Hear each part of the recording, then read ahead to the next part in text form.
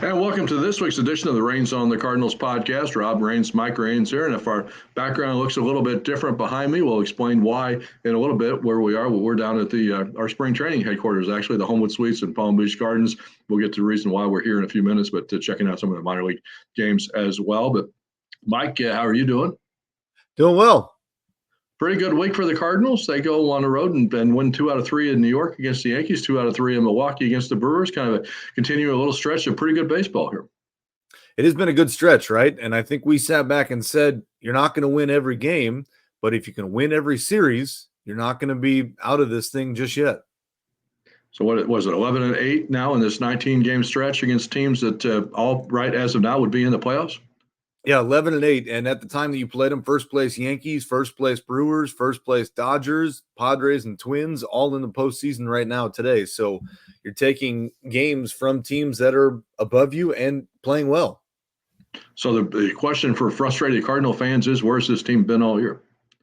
That is a question, right? And I think a lot of people would say that the emergence of Paul Goldschmidt has been one of the reasons this team has started to turn it on late. He's playing very well, timely hits, hitting with runners in scoring position. And again, the question is, where has this been all year?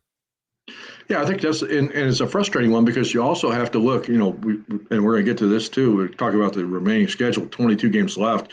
The Cardinals off on Thursday, open the series against Seattle on Friday night at Busch Stadium. But I think, the frustrating thing is you're mathematically still alive in the playoffs. And I know you've got maybe a little bit different opinion on this than I do, but to me, the biggest question that I look at this club now as we sit here in first week of September, 22 games to play. Everything to me from here on for the rest of the season has to be predicated on what's going to happen for 2025. And the situation with Goldschmidt is really an interesting one to me because obviously he's a free agent at the end of the year. He has told people that he wants to play. He's not ready to retire. He's about to turn 37 years old. What do you do with Paul Goldschmidt going forward?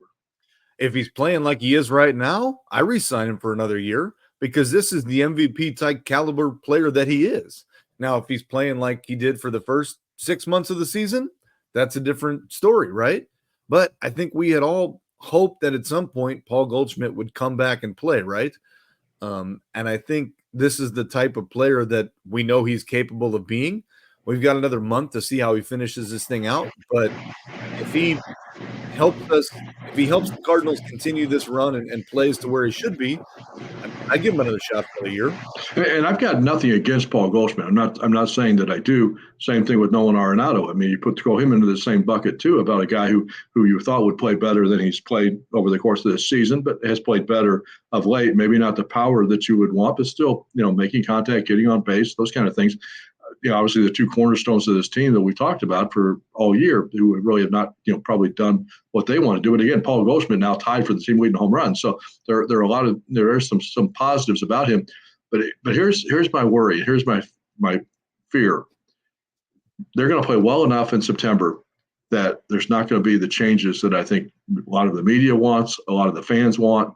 I think we're going to go into 2025 with basically the same people back running the team, in charge of the team, in charge of the front office, and with the same players. That's what I'm worried about. The question I ask, though, is, are they going to come back with the same payroll that they're at this year? Or are we going to try to cut payroll? Because if we are, you're going to see some changes, right? Mm-hmm.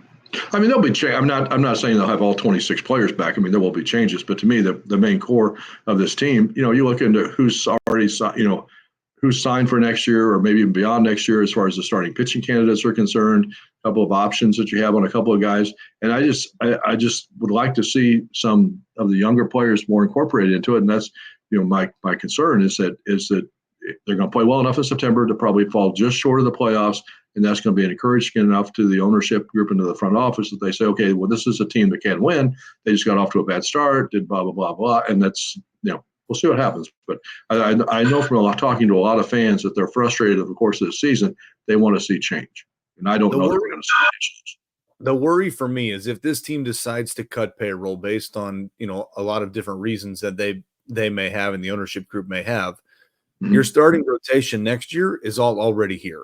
It's going to be Sonny Gray, Eric Fetty, Steven Matz, Miles Michaelis, and Andre Palante. That's going to be your case. Yeah, and what's that mean for some of the younger guys? Is that a playoff caliber rotation? Not at all. So yeah, I don't think you're out of line there. I mean, you do have Gibson and Wynn, and then you got Gibson and Wynn who have options for next year. But that's what I'm saying. They're both $10 million options or more. And so if you're trying to, I'm not saying this team's going to cut payroll. I'm just looking at the outside facts and looking at what the ownership's probably going to say based on the lack of attendance and, whatever else it may have been this year and the lack of playing well. They may not see the need to go out and spend more money to sign new guys. And they've also got the question of the regional sports cable situation hanging over them as far as, what's the future of that concern and the millions of dollars that brings into the revenue stream. I mean, John Mozeliak has been on record, and so they don't know what the future of that's going to be. So there's another financial part of this package. And you're also in the last year of contracts for, Mo and Ali. And so you wonder, do you just ride that out because then you're not creating a new deal or new money tying it up because you already know that money's spent, right? So are you getting another year, like you said, of Ali and Mo both? And so if that's the case, do you just continue to ride what you already have?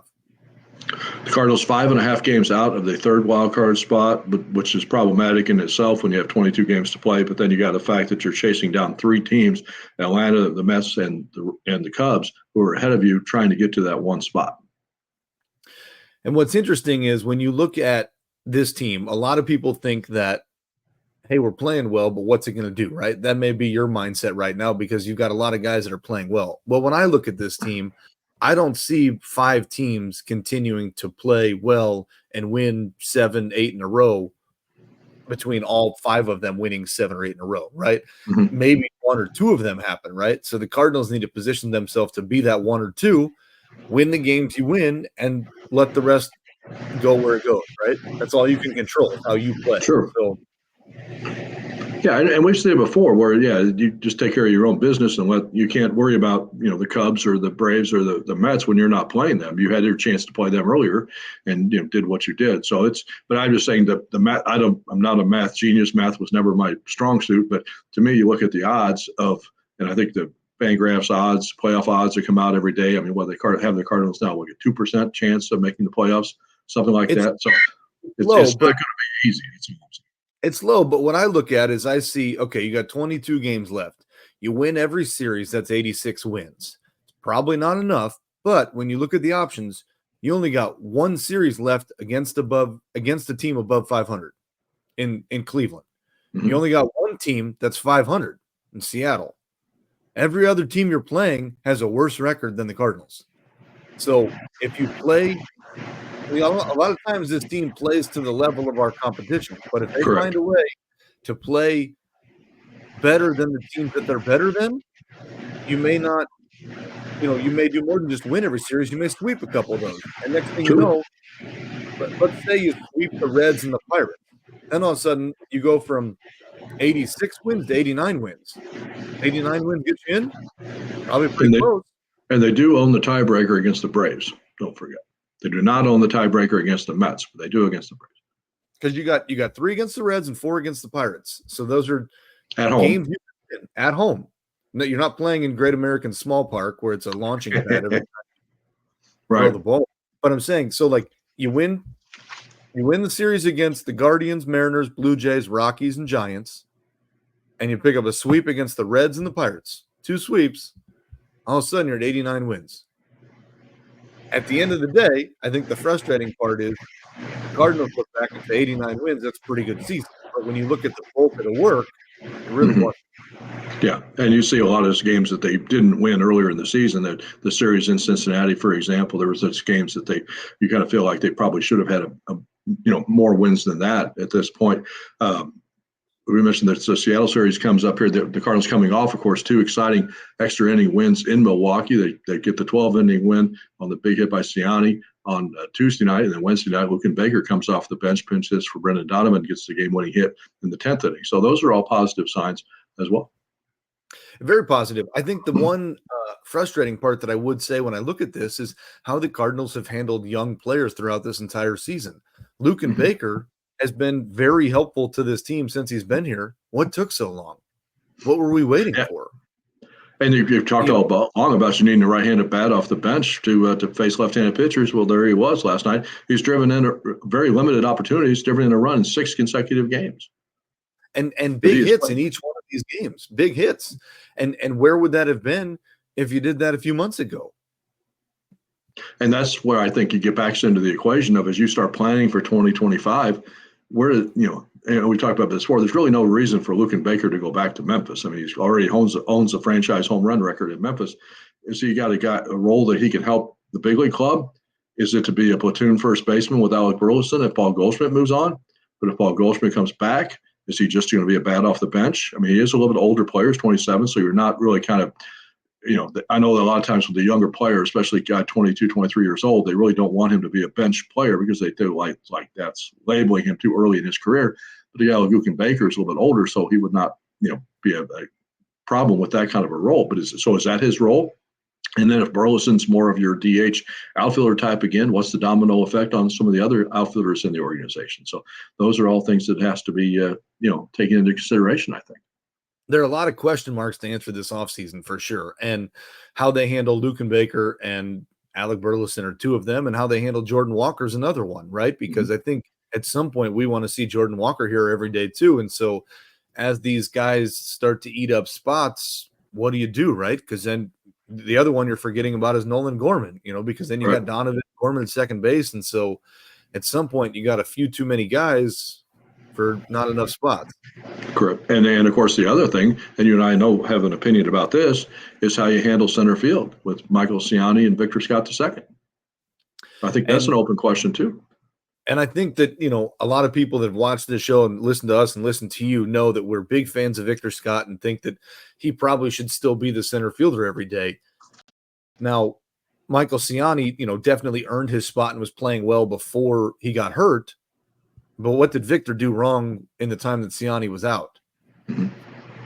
Another. I mean, when he came back up, obviously he was not ready when he started the season, and he was here only because of the injury situation. That's why he was playing center field at the start of the season. But when he's come back up since Ciani got hurt, I think he's played very, very well. I think he's played very well defensively too. I mean, maybe I don't know if there's much of a drop off between Ciani and Scott in terms of center field. I mean, obviously Victor Scott won a minor league Gold Glove in his past, so he's more than capable, and I know he's getting better and younger. And to me, that's what you want, is you want to give young players an opportunity at this time of the season to see what you have for next year, to see if they're going to get better.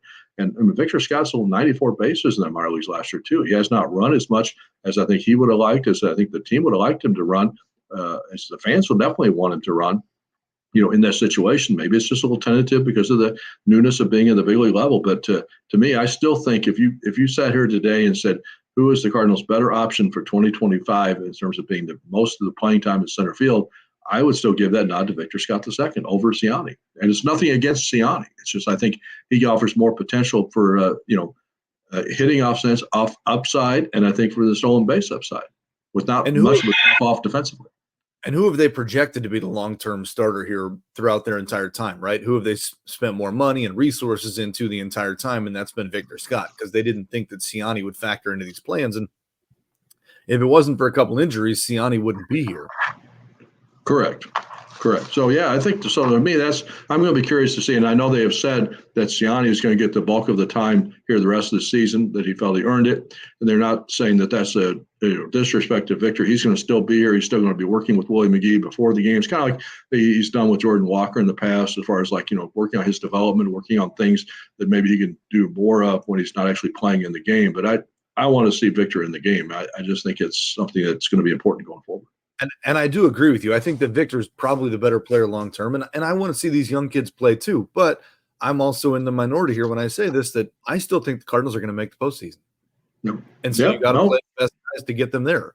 And is that Ciani? No, I don't know. But I don't know that you lose much between Ciani and Victor Scott.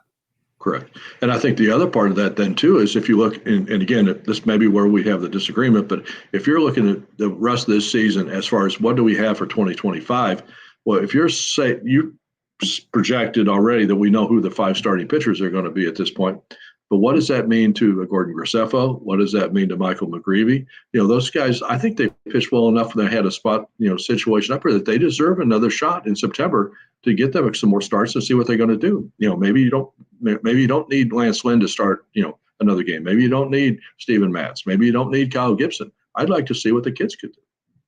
But if you're not mathematically out of this, then why do you want to risk of giving some of those younger guys there the opportunity? And they're not going to. And they're not going to. I mean, as long as they're mathematically alive, they could be 5 games out with 6 games to play and still be mathematically alive and not be doing this. I realize that. I'm not saying that that's going to happen. I'm just saying, to me, as I look at this team, as I look at 2025, I still have questions about those guys. I still have questions about McGreevy. I still have questions about Graceffo that I don't know that you can answer by how well they pitched in AAA or by 1 or 2 games at the big league level. And that's as you decide, are we going to keep those 5 starters? Are we going to have a chance to maybe move one of them that's going into the last year of a contract? Do we have somebody who could take his place?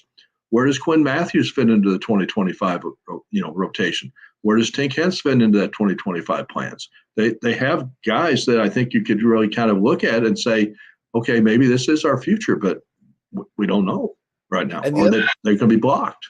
The other guy that a lot of people forget about is Steven Matz, because he's still here. He's still under contract. And I firmly believe that Steven Matz is at his best when he's put in the rotation, left alone every 5 or 6 days, goes out and starts. And that's truly where he's been his best. And you look at his last start here, he looked very good. I think he probably came out of the game a little bit earlier than he should have. And so his final line didn't end where it should. But you look at his time when they've tried to push him back to the bullpen, they've tried to bring him as a starter. It's kind of like when they messed with Jordan Hicks and did this back and forth and they don't know where to put him. I truly think Steven Matz is at his best when he's left the rotation in a routine. And that's where he's shined the best. Flipping the script, we're going to explain why we're down here in Palm Beach Gardens at our Homewood Suites Hotel, our spring training headquarters, but also our headquarters for this week as we came down to check out the Palm Beach Club. Everybody knows we like to go down and look at some of the minor league players every year, and hadn't had a chance to be back in Palm Beach for a while, so we kind of decided to do that, as well as, of course, J.J. Weatherholt is here, the Cardinals' #1 draft pick. You can look for a story on him coming up here on STL Sports page next week, an in-depth profile of the Cardinals' top pick, and I think right now one of their top 2 or 3 prospects in the organization, as well as a lot of the other guys at this club now are guys that the Cardinals drafted in this year's draft, kind of just back in July. So chance to come down and get eyes on them a little bit. A lot of good, exciting players. They've got a kid who wasn't in that draft, but they signed as an international free agent, Chen Wei Lin, who's a pitcher from Taiwan, 6'7" pitcher. We're going to see him pitch here in the next couple of days as well. The Cardinals are very high on his progress, and another guy to kind of watch down the pipeline here coming up. So it's always fun to get down here and see some of these guys. Palm Beach is already qualified for the playoffs. They're going to be in the playoffs starting next week. Springfield, of course, the AA ball club by Tink, Hence is going to be in the playoffs in Springfield. So, I know people always say, there's JJ right there. People always say that the winning is not the biggest priority at the minor league level, but I do think it's important to get some of these guys in playoff experience, get some of them, knowing what it's like to be in a tight pennant race, to know what it's like to have a chance to win a division, win a minor league championship. I think that's important to a player's development. Absolutely it is. And I think that you want to breed winning, right? You want them to be used to winning throughout the entire way. So when they get up here to the big leagues, they're ready to go, and they want that hunger and they want that fight because they're so used to winning at the lower levels, right? I think that says a lot for these teams and says a lot for these players as they progress, throughout the years. And obviously, when we talk to you, usually from Jupiter, it's in the middle of spring training, and I know that's when most people have their experiences coming down to Florida. But I do want to say that if you're interested in coming down here, not just for spring training, obviously the Homewood Suites is our hotel down here, and we've got a great rate. All the information now available for next year's spring training plans on the website. We've got a spring training page. We also have all that information in our newsletter. If you're on the newsletter list, you will get the link now with the setup with the reservation codes for next spring training. But a great rate that I don't think you can beat anywhere else. Any of these other hotels, as well as we also have now our plans set for the spring training bash pep rally that we do every year.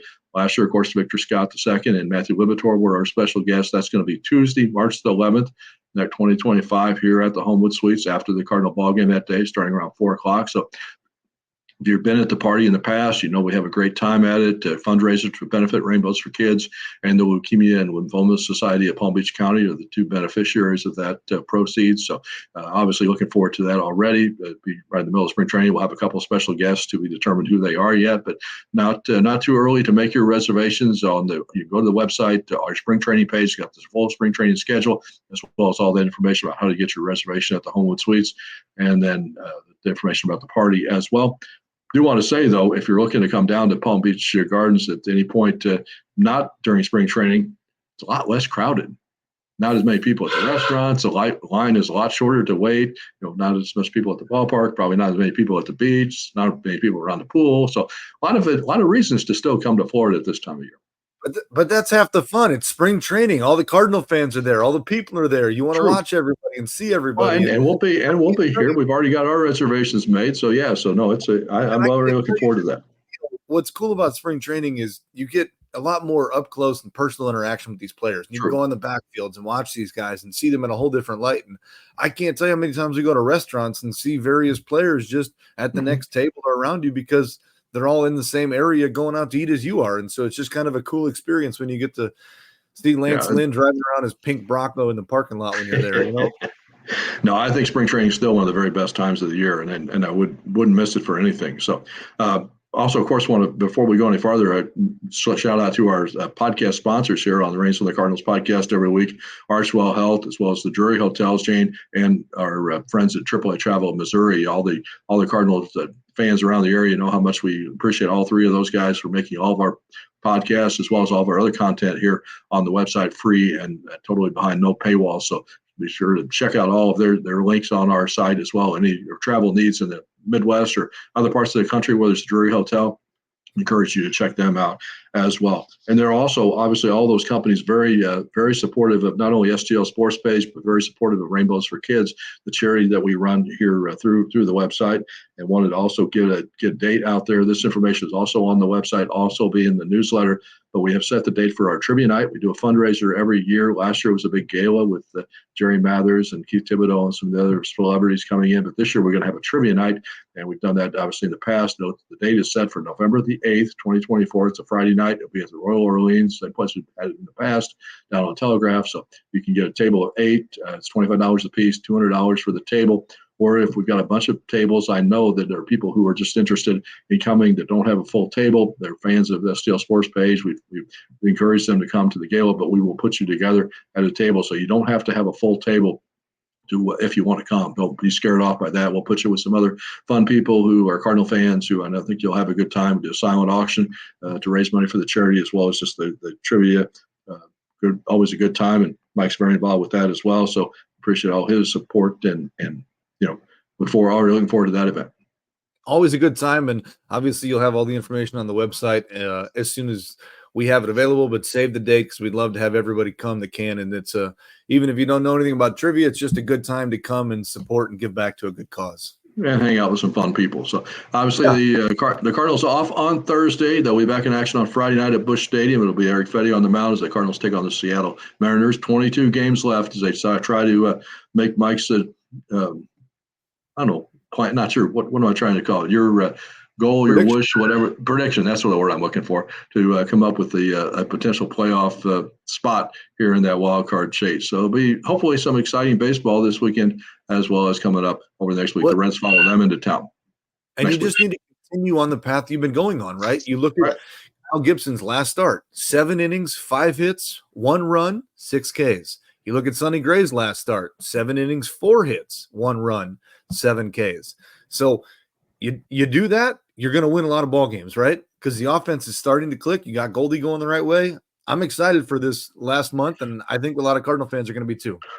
Win games and see what happens, right? So all you can do is control your own destiny, right? So they go out and win every series. If it's meant to be, things will fall into place. I truly don't think the Mets are as good as they are. They won 7 in a row, and how long are they going to continue that trend, right? And the Braves certainly have had an interesting year as well, all the injuries that they've had to deal with. So maybe that catches up with them too. Well, we'll see what happens over the course of the next week. And you can check out all of our coverage on the STLSportsPage.com. We'll have the Big League Club, as well as look for our features coming up here from Palm Beach. So thanks, Mike, for the visit. We'll talk to everybody again soon here on STLSportsPage.com.